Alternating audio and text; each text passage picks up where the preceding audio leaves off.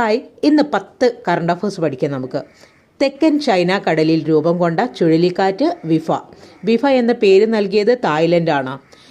MK Sanu foundation നൽകുന്ന 10ാമത് MK Sanu ഗുരുപ്രസാദ പുരസ്കാരം ലഭിച്ചത് NS മാധവന്. 25,000 രൂപയും പ്രശസ്തി പത്രവുമാണ് പുരസ്കാരം. ലോക ആരോഗ്യ സംഘടന, പാരീസ് കാലാവസ്ഥാ ഉടമ്പടി, ഐക്യരാഷ്ട്രസഭയുടെ സാംസ്കാരിക വിദ്യാഭ്യാസ ഏജൻസിയായ യുനെസ്കോ എന്നിവയിൽ നിന്ന് പിന്മാറിയ രാജ്യം USA. പഴയ ഹസ്തരചനകൾ കോർത്തിണക്കി കത്തുകളുടെ പുസ്തകം തയ്യാറാക്കിയത് പായിപ്ര രാധാകൃഷ്ണൻ. 2036 ഒളിമ്പിക്സിന് ആതിഥേയരാവാൻ ശ്രമിക്കുന്ന രാജ്യം ഖത്തർ. 2025 ഔദ്യോഗികമായി ഡീകമ്മീഷനിങ് ചെയ്യുന്ന യുദ്ധവിമാനമാണ് MiG-21. ഇതൊരു റഷ്യൻ നിർമ്മിത യുദ്ധവിമാനമാണ്. ഏറ്റവും കൂടുതൽ കാലം കേരള നിയമസഭയിലെ പ്രതിപക്ഷ നേതാവായിരുന്ന മാർക്സിസ്റ്റ് പാർട്ടി നേതാവാണ് VS അച്യുതാനന്ദൻ. 5150 ദിവസം, അതായത് 14 വർഷം 1 മാസം 5 ദിവസമായിരുന്നു VS പ്രതിപക്ഷ നേതാവായി തുടർന്നത്.